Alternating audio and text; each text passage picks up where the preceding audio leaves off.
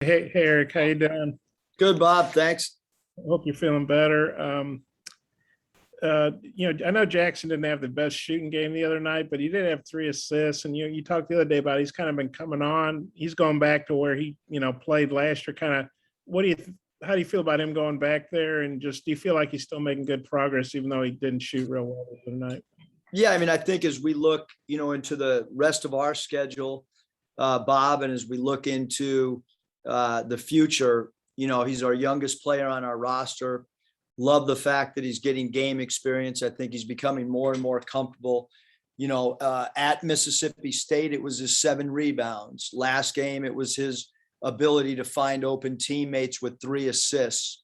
He's shooting the ball, pretty good. We feel like from a consistency standpoint, he can shoot a little bit better, maybe draw some more free throws attempted. Because, as you look at our ball club and you try to figure out, hey, what is your team's identity?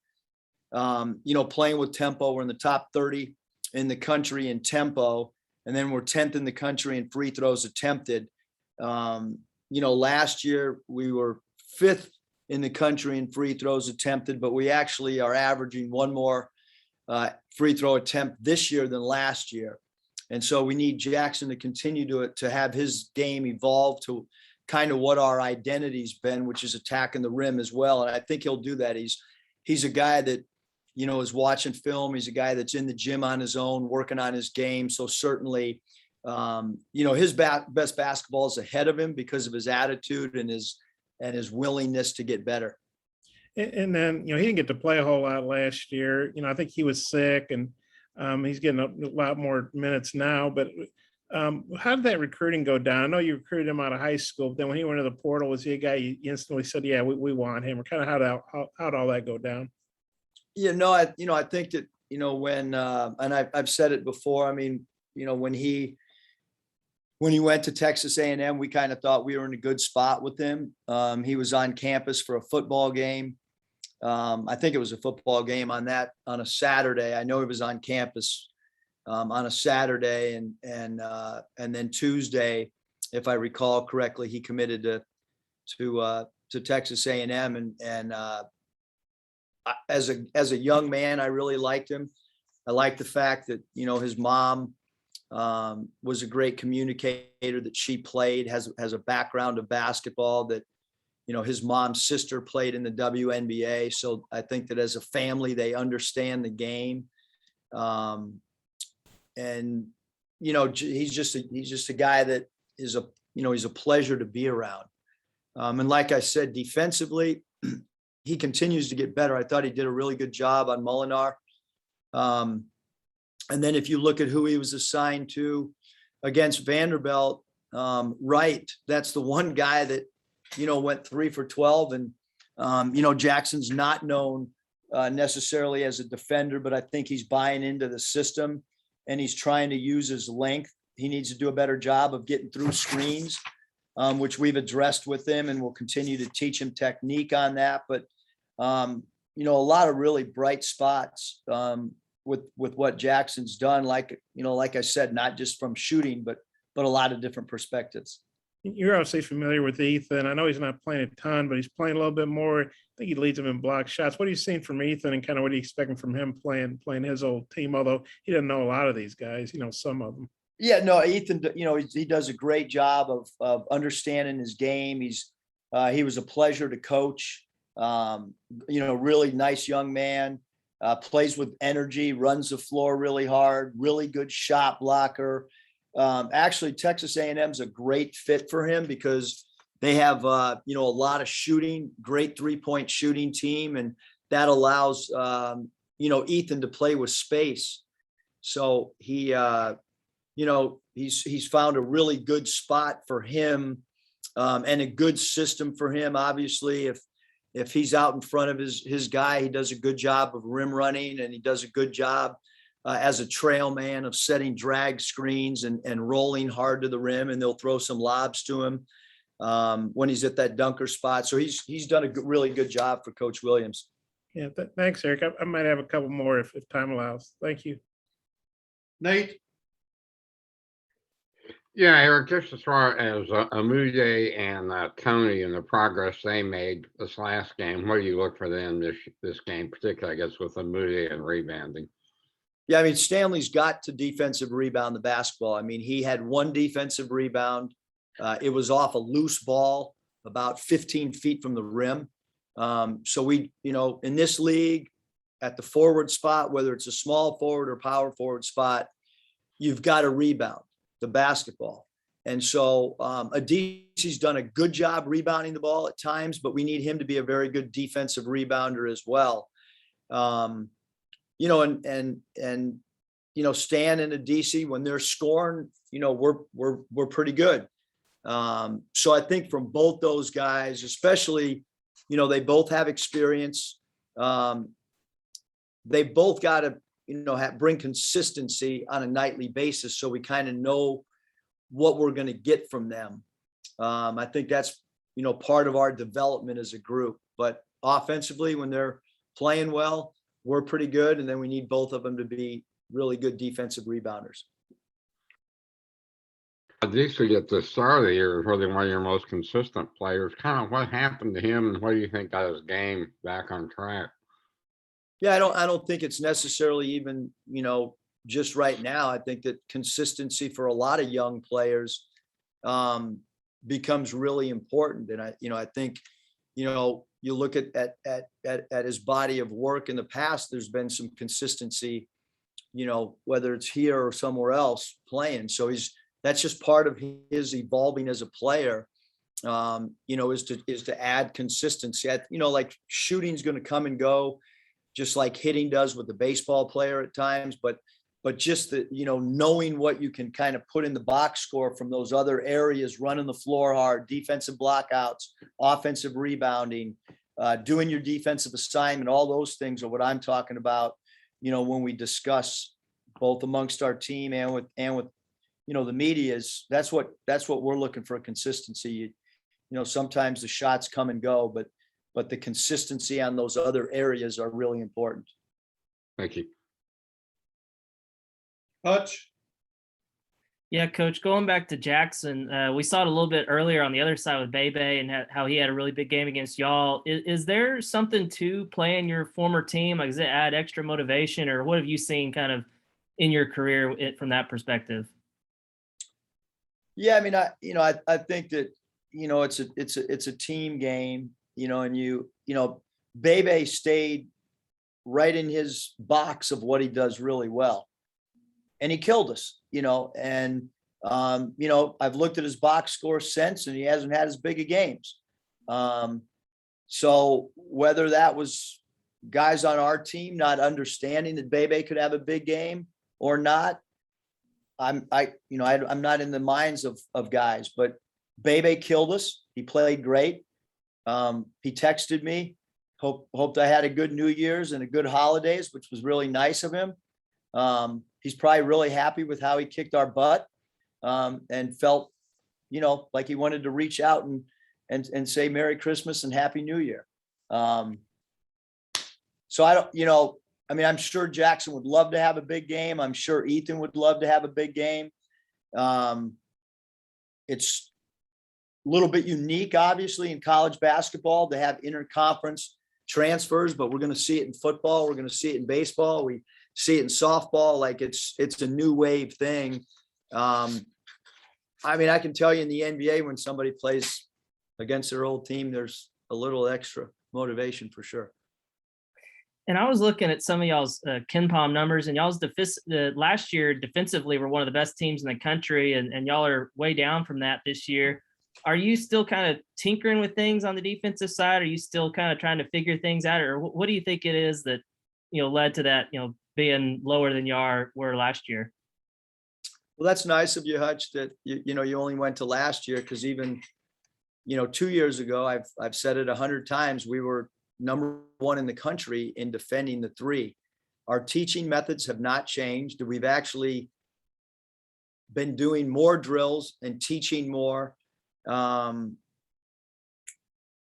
it hasn't shown in the games, and so I would love to tell you that we scrapped the way that we normally play, and we've changed, but we've played man-to-man defense for 3 years here at Arkansas, right? And last game we did play some 2-3 matchup zone that luckily my sister kept some of my dad's playbooks, and she knows how we've been defending, and she FedExed them. And I went through some of the notes, and we added a matchup zone that we ran the other night that actually was fairly effective in 3 possessions against Vanderbilt. It's not something that I want to rely on. But to answer your questions, are you still tinkering? Yes, we are, because we, just like you looked at Ken Palm, Hutch, we have 3 different, I actually got a video, an 11.5-minute video from a stat service that normally they just send a package, but they actually verbalized a video for us as well. So yes, we understand our 3-point defense has not been good. Our 3-point attempt, just allowing attempts. If I'm talking to you guys about it, I'm certainly addressing it with the team as well. But sometimes habits are hard to break. And so that's what we have to continue to do is, continue to point it out on video, continue to point it out on our stat sheets that the guys get, and continue to drill it. That's the only way that I know how to do it. But, certainly, when you have a guy like Tate, who's 6'7" and can cover a lot of ground at the point guard position, but again, we're trying to figure it out and tinker. So DC Tony guarded Pippen a lot of the second half. I thought he did a good job. Jackson Robinson, as I mentioned, had to guard Molinar. If you would have asked at the beginning of the year if those 2 guys would have been assigned to primary defenders, I wouldn't have thought that they would be, but that's what we've come to, and those guys have done a good job at it. CJ. Hey, Coach. Chris Likes only played 10 minutes last game. Didn't get too many quite opportunities last game with on 3 field goals attempted. I think 2 of those came in the last couple of minutes, but he played down the stretch. Does he get more opportunities in this Texas A&M game and get more time to shine on the court? Yeah, I mean, Chris has to, he's got to help us defensively.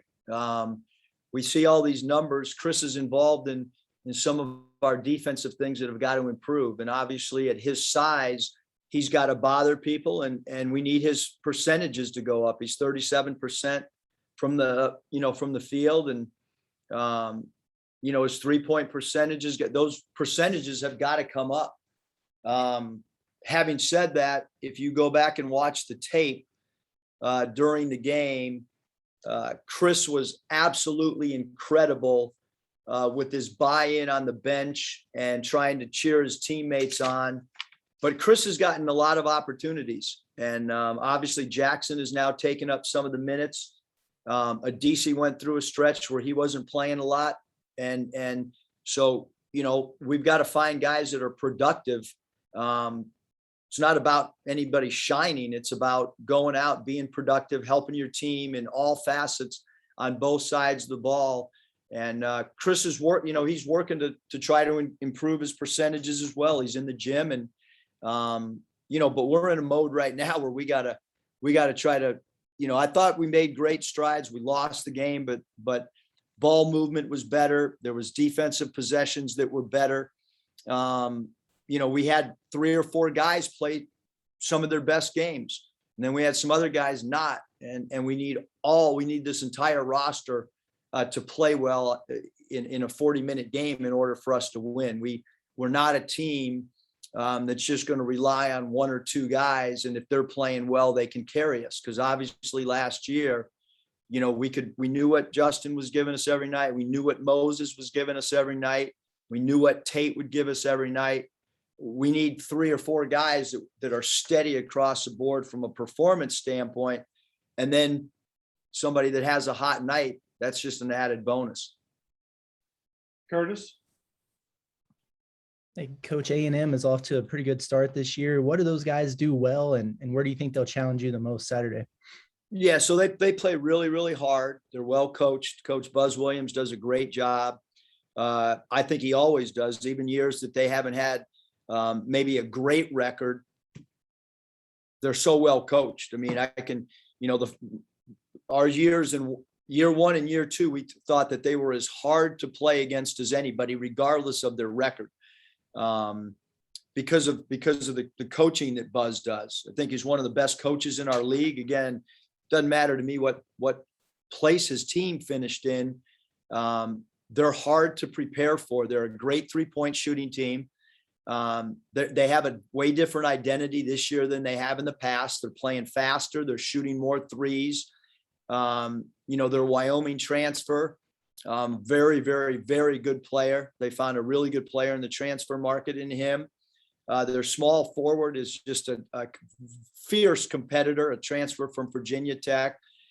So I like their team a lot. I really do. I mentioned Williams, Gordon's another guy so they kind of play 2-point guards. Gordon was their point last year. Now he's playing a little bit more too. I mentioned Radford at the 3. Coleman, a transfer from Duke, does a really good job. He played very, very well at Georgia the other night. So yeah, they got shooting, and then you add in the fact that they play hard, and they'll try to slow you down after made baskets with a little bit of their zone 3/4 court press.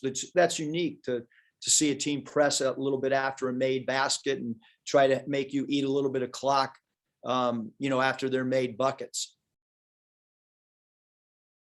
Bob, wrap us up. Final question, please. Okay, Eric, you watch that Georgia game and they hit a last second 3, probably, it was a little different. The guy dribbled up and he was on the other side. You guys missed the last second 3. I mean, I guess what does that tell you about, I guess, the margin for error in this league? And did you watch that tape and think, man, I wish we could have hit that shot or something, or, it just seems like it's so, the razor thin sometimes. Yeah, it is. It's, in league play all across, the country, it's not just the SEC. I mean, it's all conferences. There's a lot of close games. And, the thing that, our locker room was hurting. I thought we responded post game the way that you would want a team to after a loss, meaning that, that they're hurt. But it wasn't just JD shot. We've seen it over and over. He got as clean a look as you're going to get. He just missed the shot. And Chris Likes, I think, had made 32 or 33 straight free throws, and he misses a free throw after making 30 plus in a row. And then he goes in and gets an offensive rebound, and Stan on the left wing, he had a layup blocked. So we had 6 shots within like 45 seconds. I don't know, even in a pro game where there's a lot more possessions, I don't know in the last minute if I've seen so many opportunities that just came up a little bit short. Our defense the last minute and a half was pretty damn good. I mean, to think that we were down where we were and then we kept giving ourselves an opportunity. And obviously there were some missed free throws on their part, but we gave ourselves a chance to win. And we just, the basketball gods sometimes, it wasn't there for us that night, and you got to get yourself ready for another game against a team that, they got a really good record and they've beaten some good teams. So it's another really, really hard game, for sure. My apologies. I skipped over Scotty. Scotty, last question. Thanks, Eric. Yeah, Coach Jalen had 2 steals high out on the perimeter on Tuesday, and it's something he's done, I feel like, fairly regularly this year. Why do you think he's, been able to have success doing that this year? Yeah, I mean, I think like in our pick and roll coverage, when we're a little bit more, aggressive, and he's got good hands, he's got good anticipation, Scotty. I mean, that's a great question because, to my knowledge, I think he's 3rd on the team in steals. He's got 15 and Devo has 16. And you think about, the opportunities that a center has compared to a guard. a guard's got a lot more opportunities. You know, for instance, you look at JD steals and he's got 37. He's one of the highest steal players in the country. But, you know, JD has 37 or is doubled up Jalen only because of the fact that JD's got more of an opportunity, meaning the person that JD is guarding, and all of our guards, when you guard a guard, that player's dribbling more. So you have more of an opportunity and has the ball in his hands more. So not often do you see a center that has a high volume of steals because his man doesn't have the ball that often. So I think you can attribute it to Jalen's basketball IQ, and you can also attribute it to him having high active hands and reading the offense as well. I guess just real quick, just how valuable are those, you know, just in terms of him not allowing, you know, opposing teams to initiate their set sometimes, or, you know, even reverse the ball if they do get into a set? Yeah, he's done a great job, Scotty, of what, you know, when we talk about owning the elbow, he's done a really good job of that. Entry passes going to the center. You know, and, you know, again, I think it's just anticipation. It's understanding that your teammates are behind you to give help if you gamble a little bit. I think all that stuff is, you know, it's the same thing with JD when he goes for a gamble, and, you know, you got to make sure that you're taken care of on the backside. And you know, certainly his steals are important to us for sure, because those are extra possessions and they take away a possession for the opponent. You know, they're almost worth 4 points if you can convert at the other end. Okay, thanks, Coach. I know you got- Actually, the way we defend the three, they're probably worth 5 points, not 4. Thanks, Coach.